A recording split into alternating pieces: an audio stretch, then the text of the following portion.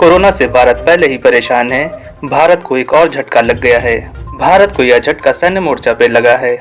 INS Vikramaditya भारतीय सेना में शामिल एकमात्र एयरक्राफ्ट कैरियर है और भारत का सबसे घातक हथियार भी है, जो कि बड़ी घटना का शिकार हो गया है। खबर अभी अभी निकल कर आ रही है कि INS विक्रमादित्य में आग लग गई है।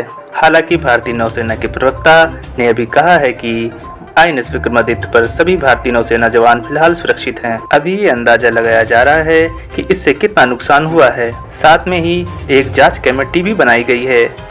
INS विक्रमादित्य पर 2019 में भी आग लग चुकी है, जिस कारण हमारे एक नौसेना के जवान शहीद भी हो गए थे। भारत के पास आज के समय INS विक्रमादित्य एकमात्र एयरक्राफ्ट कैरियर है, जो कि चीन के खिलाफ भारत का सबसे बड़ा हथियार है। चीन के साथ हमारा तनाव अभी भी जारी है और साथ में चीन ने अपने दूसरे एयरक्राफ्ट को भी उतार दिया है। ऐसे हालातों में INS विक्रमादित्य पहले से भी ज्यादा जरूरी हो जाता है।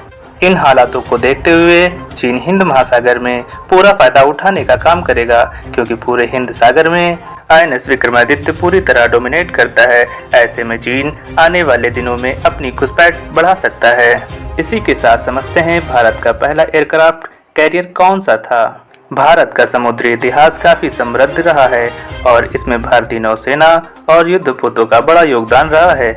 जब भी भारतीय नेवी के जहाजों की योगदान की बात आती है तो उसमें टॉप पर जिस जहाज का नाम आता है वो है INS विक्रांत। आइए समझते हैं INS विक्रांत क्यों भारतीय सेना के लिए अभिन्न अंग है। INS विक्रांत भारत का सबसे पहला एयरक्राफ्ट है, जो भारत की जल सेना को एक अलग ही शक्ति प्रदान करता था। INS विक्रांत ही वह कारण है जिसके कारण पाकिस्तान जैसे कई देश भारत से खौफ खाते थे।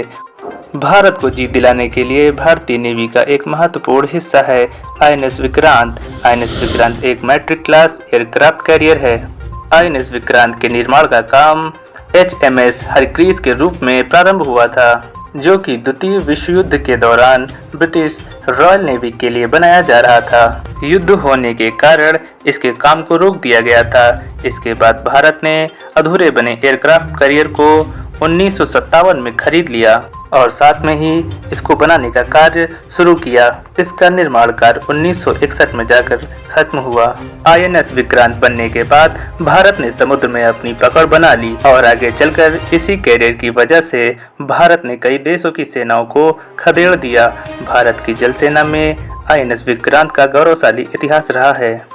1971 में भारत पाक युद्ध में INS विक्रांत के कारण ही पाकिस्तान के पसीने छूट गए थे।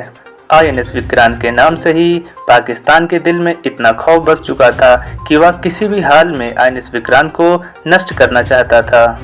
INS विक्रांत को नष्ट करने के लिए 1971 के युद्ध में पाक की ओर से PNS गाजी पनडुब्बी को प्रयोग करने का फैसला किया।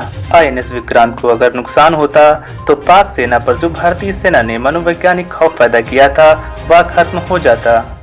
भारत पाक युद्ध के दौरान भारतीय सेना ने पाकिस्तान को चकमा देते हुए INS राजपूत को INS विक्रांत बनाकर पेश किया।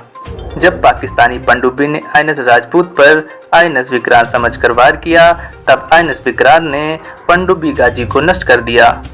INS विक्रांत को 1997 में रिटायर्ड कर दिया गया। रिटायर्ड होने के बाद भी INS विक्रांत आकर्षण का केंद्र बना रहा। कई देशों के लोग इसे देखने के लिए आते थे। INS विक्रांत की लोकप्रियता को देखते हुए भारत सरकार ने इसे तैरते हुए संग्रहालय के रूप में बदलने का निर्णय लिया था।